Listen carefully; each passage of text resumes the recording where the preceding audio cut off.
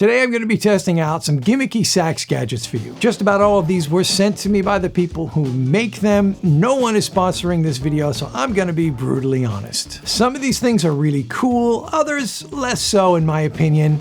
Let's get into it. The first thing was sent to me by a gentleman in Australia. It's called the Sax Support, and it's meant to relieve the weight of the saxophone from the neck and back and take the place of a neck strap. I'm going to be testing this out on my baritone saxophone, but it's designed to work with any saxophone from alto down to bass.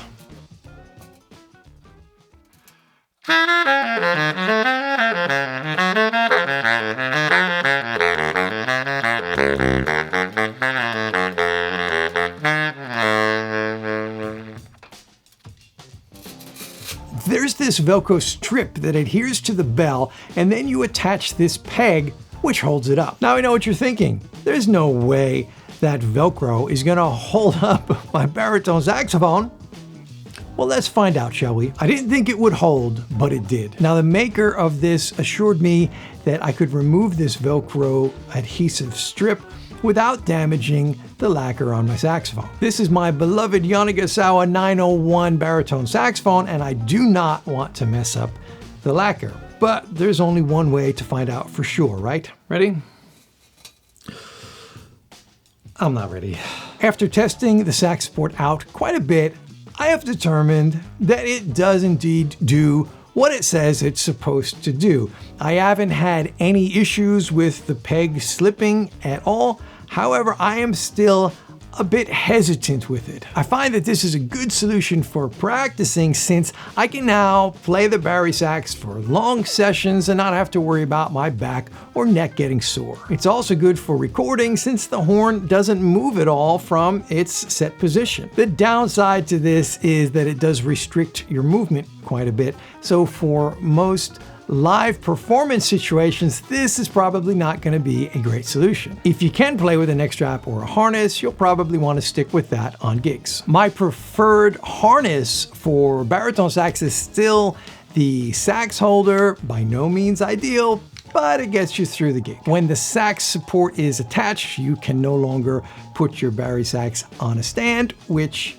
is an inconvenience. Additionally, you're going to have this long thing sticking out of the bottom of your saxophone, which can get in the way and knock stuff over. Despite these minor inconveniences, I'm going to continue to use the Sax Support for long bari sax practice sessions and recordings, and I'll say that anyone who has neck or back problems is probably going to find this device quite useful when it comes to playing the heavier instruments. Currently it sells for $89 US, and I put a link in the description to the Sax Support website in case you'd like to check it out. One second, let me have a drink. Now, you probably thought this was just a regular drinking glass, didn't you? I did too, and was very confused when I opened the box that was supposed to contain a revolutionary new device for reed storage. This thing is called the Readwell, and at first glance it appears to be just a drinking glass with some text on the side. The inside of it has 12 flattened sides that are meant to hold your reeds. When the reed is wet, it sticks rather nicely in place. To be fair though, I can get a similar result with an ordinary drinking glass. The numbers allow you to keep track of which reed is which, something that the ordinary glass of water cannot do for you. There is also a sponge that fits inside the glass and holds the reeds in place, as well as some moisture. You can empty the water out, but leave your reeds inside with the desired amount of humidity. There's also a plastic lid that fits on top.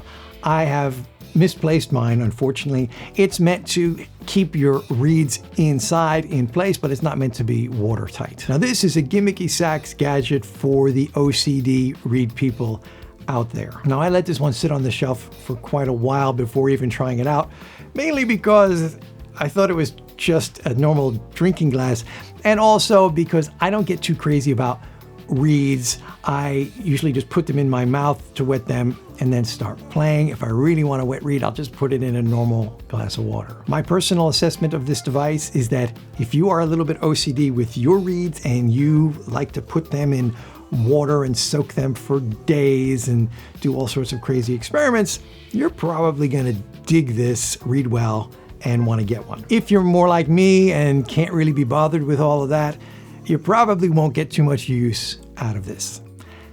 Now let's go see if that lacquer comes off when I pull off the Velcro. Okay, ready? Let's go. I'm not quite ready for this. Now for this thing.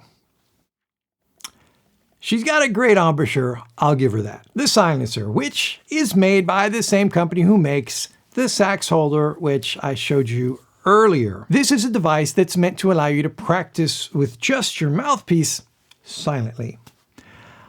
Now, while that's very beneficial to your embouchure and tone production, it's not a lot of fun. Let me demo this device for you real quickly. First, I'm going to play with just the mouthpiece so you can hear how loud that is.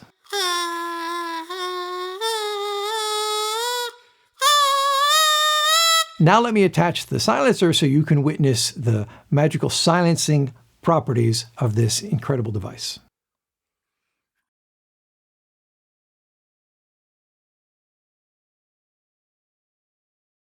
Now that's what I call silent. Only joking.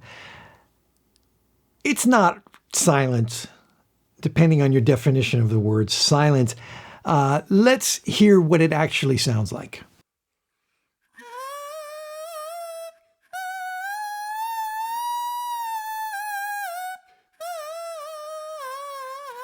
So let me know in the comments how appropriate the name silencer is to you. For me personally, I would not have chosen that word. I would have called this the still really annoying, but ever so slightly quieterer. The thing that I find most effective when practicing with just the mouthpiece is playing as wide a range as I possibly can. I will often play a major scale from the lowest note I can get out up to the highest note I can get out.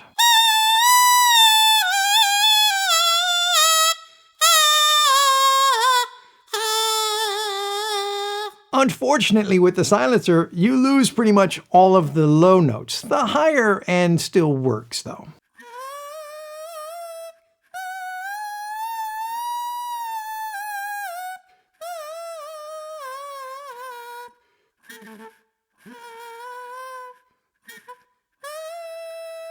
So here's a do-it-yourself version of the silencer that I came up with. You've already got the equipment necessary to make one of these. You're welcome.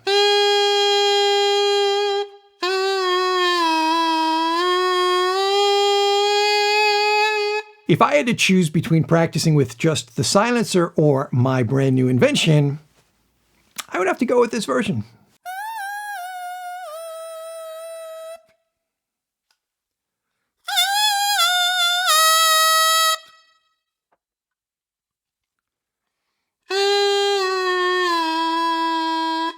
But wait, what happens if you put the silencer here?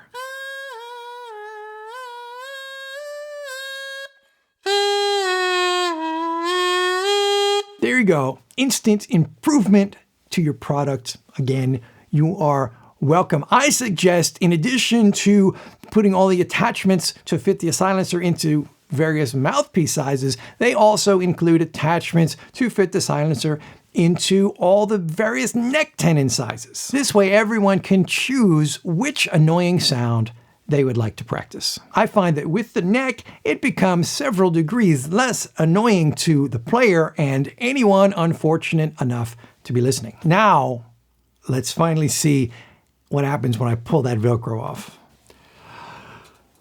I'm still not ready. These are a set of key clamps.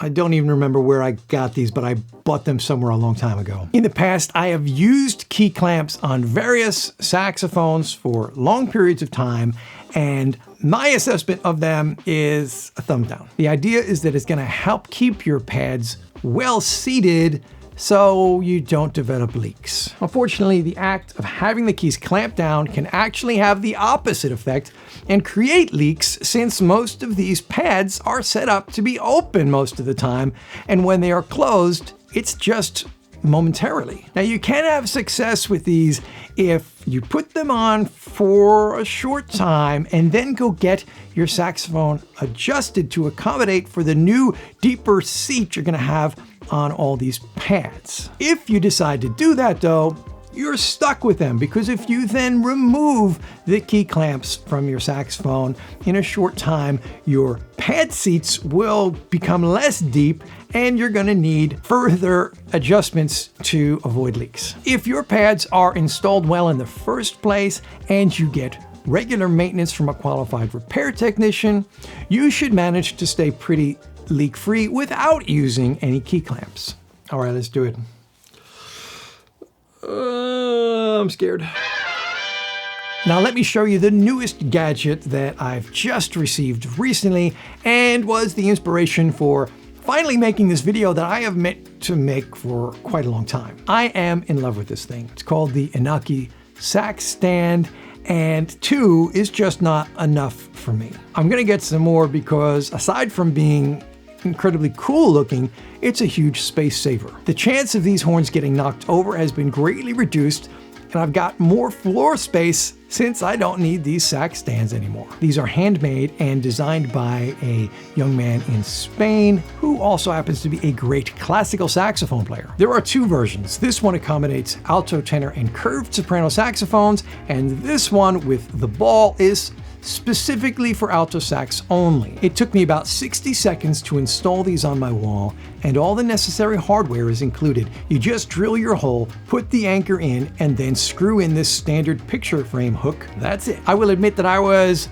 a bit insecure about putting my precious saxophones on these things, as it looks at first glance quite unstable, but it's actually extremely stable. And the system does not leave any marks on the saxophone bell. Now you probably think that this very cool saxophone stand could not possibly get any cooler, but wait, there's more. You can also use this as a table or floor stand like this. I believe they're available in different wood tones. I think they sent me this color because it matches the acoustic paneling I've already got up in my studio. Thank you, Mr. Anaki, for sending me these marvelously practical and beautifully innovative stands. If you got any other gimmicky sax gadgets that you'd like me to test out on the channel, let me know in the comments. And now go check out this video where I try to find out whether or not heavy mass screws and other heavy mass gadgets have any effect whatsoever on your saxophone sound. Ugh, it's not easy.